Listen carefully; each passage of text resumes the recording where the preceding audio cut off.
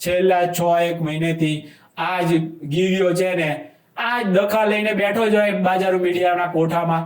ગુરુ તમારા માટે સર્વોપરી ભગવાન છે. અત્યારે એટલે સુધી માની લેવાનું છે. આટલું માઇક્રો મેનેજમેન્ટ થી કામ થાય છે દુનિયામાં. એક જ વસ્તુ તે આજે અપડેટ ને અપડેટ ધાર્મિક સ્થાનોને આવી રીતે અપડેટ કરવા જ પડશે. માણસને માનવું કે એનું જે સારું કરે એના માટે ભગવાન છે. અત્યારે ખજૂરભાઈ, મહિપતભાઈ, કેટલા છે, પિયુષ દાનાડી લઈને કેટલું સારું કામ કરે છે. આ પેલી મંત્રા જગદીશ, હું તો છે ને માર્ક ઝુકરબર્ગ મારા માટે ભગવાન છે. જો કોઈ કે સંતને ભગવાન ના કહેવાય, હું તો માર્ક ઝુકરબર્ગ ને હું ભગવાન કહું છું. જેને થાય એ તોડી લેવાનું. મોટા 500 થી વધારે કથા કરનારા મોરારી બાપુ હોય, ડાયરાઓ મોટા મોટા કરવા વાળા હોય, માયાભાઈ હોય કે ગમે કેટલા છે મોટા મોટા, એક વાર નહીં અનેક વિડીયો મળી જશે તમને. કોઈનું કઈ અપમાન કર્યું એવું લાગણી દુભાણી એવું લાગ્યું હોય એમના ભક્તોને તો કહેવાય કે ભાઈ એક પૂનમ ભરી જજે, આ એક 5 પૂનમ ભરી દેજે, 10 પૂનમ ભર નાખજે, વર્ષમાં 5 પૂનમ ભર નાખજે. પહેલા એક બીજો વિલન લઈ લઈએ, જગદીશ લોહાણા સમાજના યોગીજી મહારાજ. એમના આશીર્વાદથી પ્રમુખ સ્વામી 1100 થી વધુ જેટલા મંદિરો બનાવ્યા ને એ લોહાણા સમાજના યોગીજી મહારાજના આશીર્વાદથી બનાયેલા છે દોસ્તો. હવે BAPS વાળા જોઉં છું કેટલાની લાગણી દુભાઈ છે. કોઈની નહીં દુભાય, કારણ કે મેં કઈ ખોટી વાત થોડી કરી છે. આઈરોજ મીડિયામાં હીરો હતો, જીરો થઈ ગયો, પણ અત્યારે એ છોકરો એ હાર્યો. લો એમણે પણ કીધું તો અગ્રણીઓમાં આવા વ્યક્તિઓ ચાલે જ નહીં. અગ્રણીઓ જોવા અમારા નરેશ પટેલ ખોડલ ધામ આખું કેવડું મોટું બનાવ્યું છે. રામ રામ દોસ્તો, આ એક વિડીયો ભરે છે ને જોવા જેવો છે. સમાજે છે ને કે આ લોકો કેમ આટલો બધો કુદાકૂદ કરતા હોય છે એ જોવા જેવું છે. વચ્ચે બેઠા ને જલારામ બાપાના પરિવારના સભ્ય છે અને બાજુમાં મોઢું ફૂલાઈને બેઠા ને એ લોકો શું કરે છે ને એ જોવો. ચાલો. ભાઈ અમારા પ્રમુખ શ્રી જીતુલાલની સૂચના અને લોહાણા મહાપરિષદના પ્રમુખ શ્રી સતીશભાઈ કોઠારીની સૂચનાથી આજરોજ વીરપુર ખાતે જે જ્ઞાન સ્વરૂપ સ્વામીજીનો વિડીયો અને બફાટના આંદોલનના ભાગરૂપે આમાં ઉપર લખ્યું છે દોસ્તો કે ગિરીશ કોટેચાનું નામ ભૂલાઈ જતા તેમના પુત્રએ પ્રેસ કોન્ફરન્સ અટકાવી દીધી. બોલો, નામ કેમ ભૂલી જવાય? સૌથી વધુ જે કુદાકૂદ કરતા હતા નામ માટે તો કરતા હતા ભાઈ આ લોકો, અને નામ ભૂલી જાઓ છો. એમની લાગણી તરત જ દુભાઈ ગઈ દોસ્તો.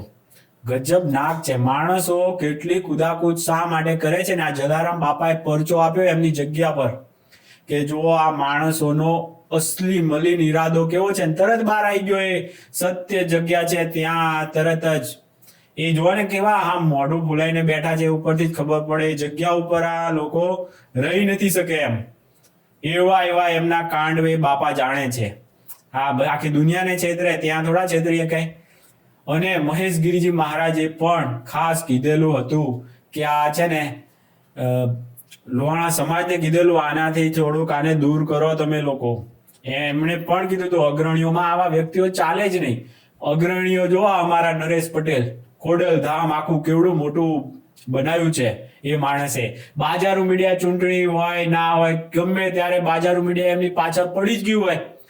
હારો એટલો માણસ છે, એટલું સમાજ સમજે છે કે ગમે એટલું બાજારું મીડિયા છાતી કૂટે, ગમે એટલું ભસે તોય સમાજને ખબર છે કે કયો હારો માણસ છે કયો ખોટો છે તરત જ.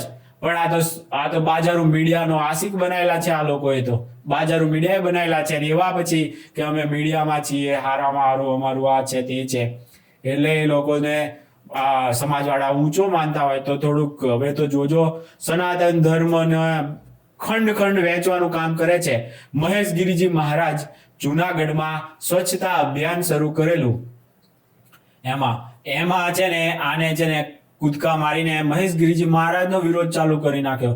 તો એમને તો લઈ પાડ્યો તો જબરજસ્ત. 3 મહિના પહેલાનું જોવો ને તમે બધું આખું.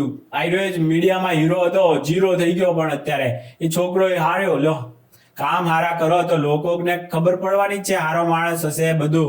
હવે અત્યારે બધા એને ખબર પડી ગઈ કે આ જુનાગઢનું નિકંદન કાઢવામાં કોનો ફાળો છે. સમજાઈ ગયું બધાને. એ તરત જ હારી ગયો. લો મ્યુનિસિપાલિટી જેવામાં જીતી ના ગયો. અને અત્યારે એનો રોપ તો જુઓ તમે, ફરીથી એકવાર જુઓ કે એવા રોપથી આમ છે ને આખું એ કરી નાખ્યું.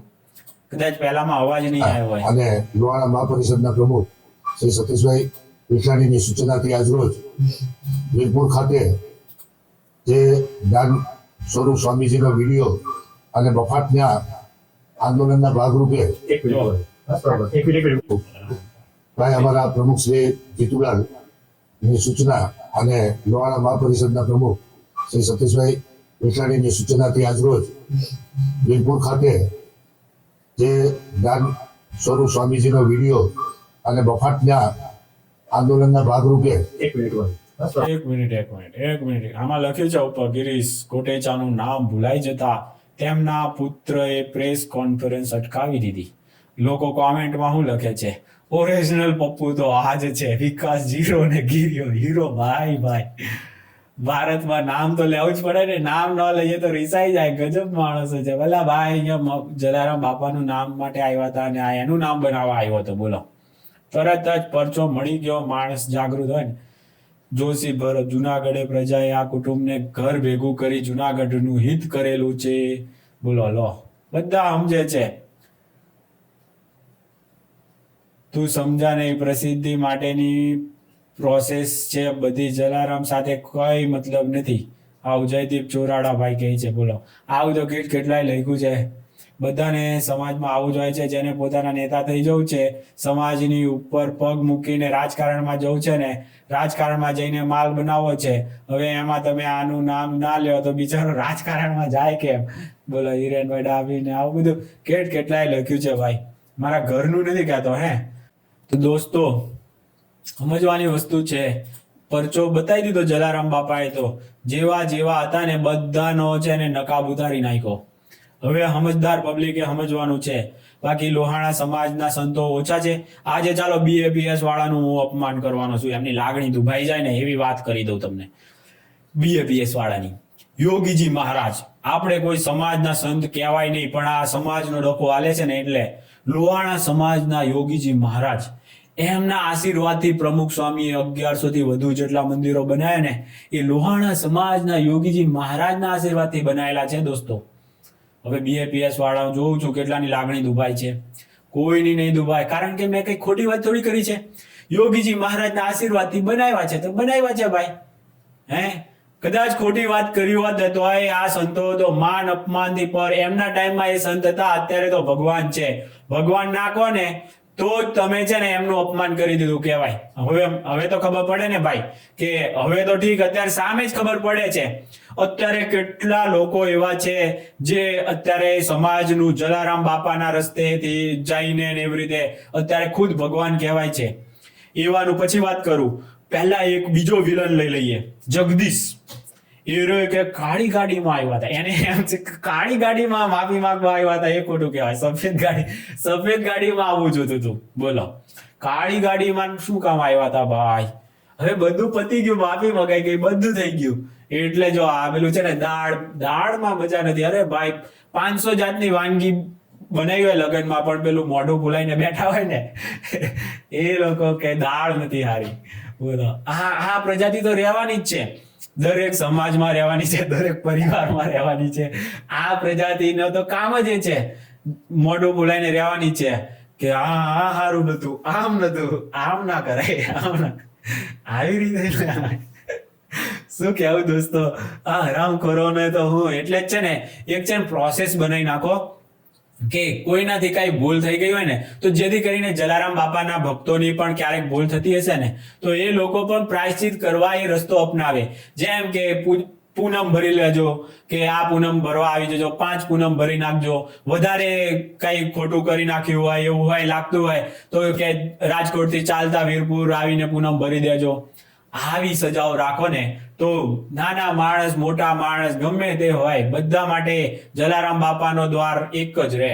જલારામ બાપા છે. દરેક ભગવાનના મંદિરો, ભગવાનના પુરુષો, મહાપુરુષો, ભગવાનો, અવતારો, અવતારી પુરુષો, સંતો, મહંતો બધા માટે આ એક જ. કોઈનું કઈ અપમાન કર્યું એવું લાગણી દુભાણી એવું લાગ્યું હોય એમના ભક્તોને, તો કહેવાય કે ભાઈ એક પૂનમ ભરી જજે, આ એક 5 પૂનમ ભરી દેજે, 10 પૂનમ ભરી નાખજે, વર્ષમાં 5 પૂનમ ભરી નાખજે. આવા કાયદા જ બનાવી નાખાય. તો હું બાજારો મીડિયા છે ને રોજ ઉઠીને માફી માંગો કરતું ના આવે. આ રાજકારણી નેતાઓ ના આવે વચ્ચે ડકામાં. એક તો પેલો જોકર આવી ગયો હતો હજુ વર્ષ પહેલા તે આખું ગુજરાત આખા ભારતને ઓબાડે લીધું હતું તારા લીધે તો એને પાછો કે બોલવામાં ધ્યાન નથી રાખતા. કેટલા છે જે લોકોએ કેવડી ભૂલો કરી છે.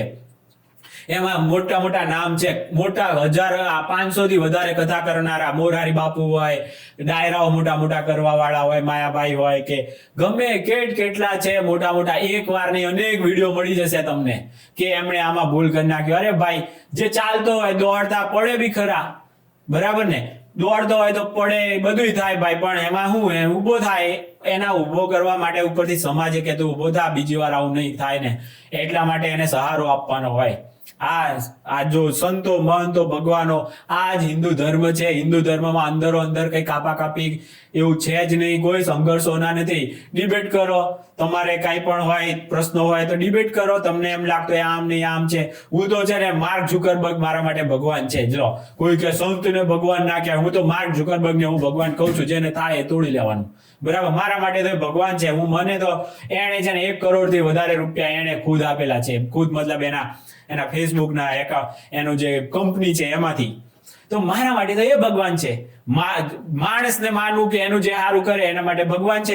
અત્યારે ખજૂરભાઈ, મહિપતભાઈ કેટલા છે, પિયુષ દાનાડી લઈને કેટલું સારું કામ કરે છે. આ પેલી મંત્રા જગદીશ બેઠો કંઈક આવું રચનાત્મક આ લોકોમાંથી શીખે ને તો કેટલાના ઘર બનાવીએ કે કેટલા ગરીબોને ખવડાવીએ કે કેટલાને એજ્યુકેશન આપીએ કે મહિપતસિંહ એજ્યુકેશન નું કામ કરે છે. કેટલું જોરદાર મોટા બિલ્ડિંગો બનાવે છે, લોકોના રૂપિયાથી બનાવે છે. લોકો સામેથી આપે તમને, લોકો આપે. સારું કામ તમે સમાજમાં રચનાત્મક કરો ને તો લોકો 4 હાથે આપવા તૈયાર છે, બેઠા છે. ભગવાનની દયાથી ગુજરાતમાં અઢળક લોકોની પ્રગતિ થઈ છે. લોકોને એટલો રૂપિયો આવ્યો છે.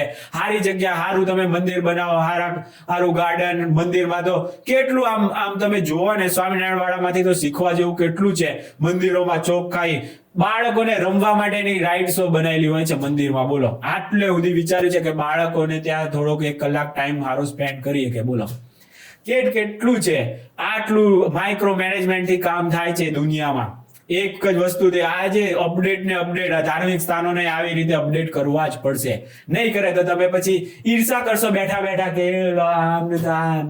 આમ ખવડાવવાનો ટાઈમ પૂરો થઈ ગયો ભાઈ. મફત ખવડાવવાનો ટાઈમ શાસ્ત્રોમાં તો લખ્યું છે મફત ખવડાવાય નહીં. અમુક લોકો કે લાડુડી ના પૈસા લે, હું કામ ના લે ભાઈ.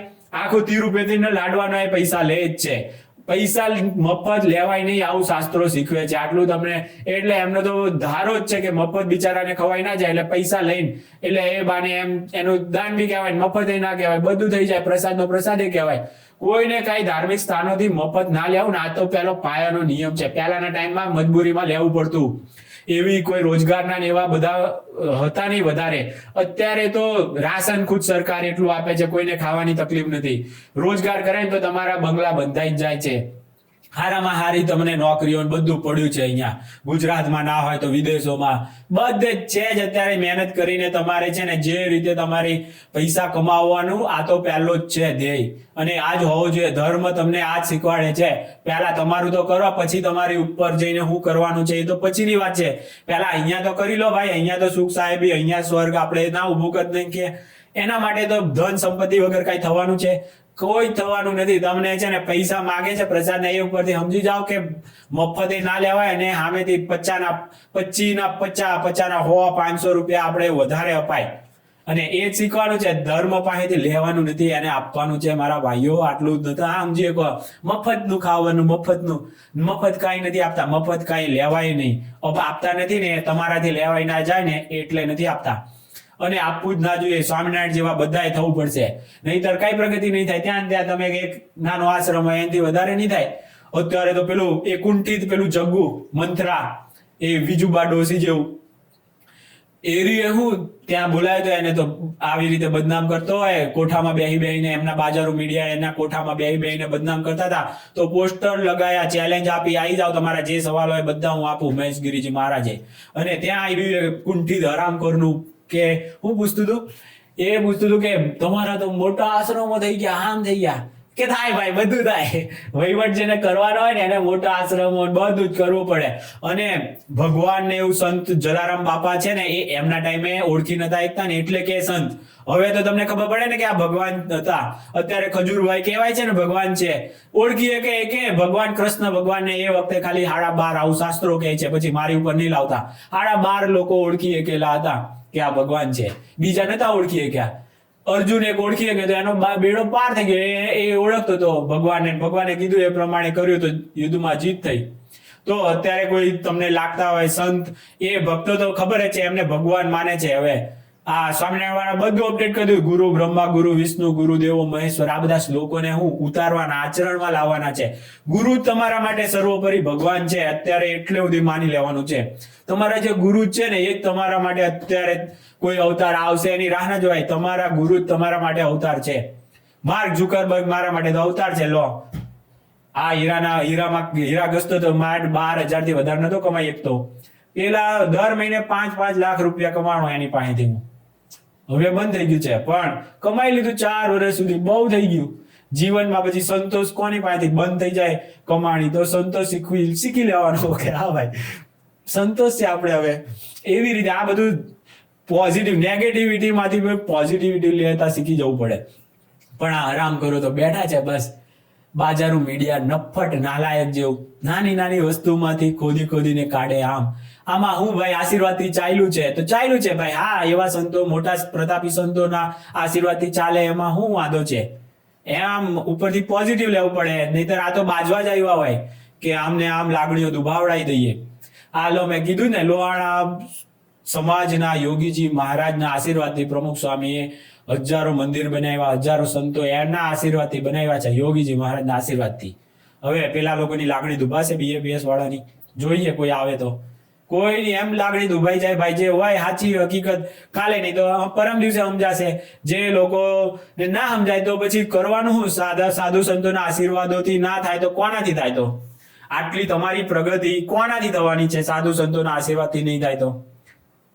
માર્ક ઝુકરબર્ગે મારું કરી આપ્યું, પણ એ સંતોના આશીર્વાદ હશે મારી પર કે ભવિષ્યમાં તારું આ રીતે થવાનું હશે. મારું એ રીતે થયું. કોઈ સંતોના મેં આશીર્વાદ હારા લીધા હશે. તો સંતોના બધાના આશીર્વાદથી થાય જ તમારા હારામાં હારી પ્રગતિ. ના થાય ને એવું બને જ નહીં. તો તમે કોઈ સારા સાચા સંતોને ઓળખવામાં તમે તો થાપ ખાઈ ગયા, એમ સમજી લેવાનું. તમે પૈસા વાળા ના થયા, તમે તમારા ઉપર કઈ છે ને વાંધો, તો આ મંત્રા જેવી ડોસીઓના પગલે ચાલ્યા હશો તમે. બાકી હારા રસ્તે ચાલ્યા હોય તો તમારું હારું થાય જ. હારા સંતોના જેવા સ્વભાવ તમારામાં લાયા હોય તો થાય જ. આ તો હવે આજ તો હિન્દુસ્તાનની હિન્દુ ફિલોસોફી છે. હવે આનાથી બીજું શું હોય આમાંથી? પણ જે બાજારો મીડિયા વાળા છે ને, એ કોઈનું ભલું નથી થવા દેવાના. પણ જે સમજવા વાળા હોય ને તો સમજી જાઓ. લોહાણા સમાજના લોકો થોડાક ભ્રમિત થઈ ગયા હોય તો હવે તો ઓળખો. આ કેવા એમનું નામ કરવા આવ્યા હતા આ લોકો, અને એમનું નામ કરીને જતા ના રહે ને એ જોજો. આને તો ભાજપ વાળાને તો મારે ખાસ વિનંતી છે, આ લોકોને ગાભા મારવામાં જ રાખજો. ટિકિટ આપવાનું ભૂલથી નહીં કરતા, નહીતર આને સબક હિન્દુસ્તાનની હિન્દુ પ્રજાએ શીખવવાનો છે. હવે આણે તો એ જ કામ કર્યા છે, સનાતન ધર્મમાં ડખા કરવાના કામ કર્યા છે. છેલ્લા 6-1 મહિનેથી આ જ ગીરીઓ છે ને, આ જ ડખા લઈને બેઠો જ હોય બાજારો મીડિયાના કોઠામાં.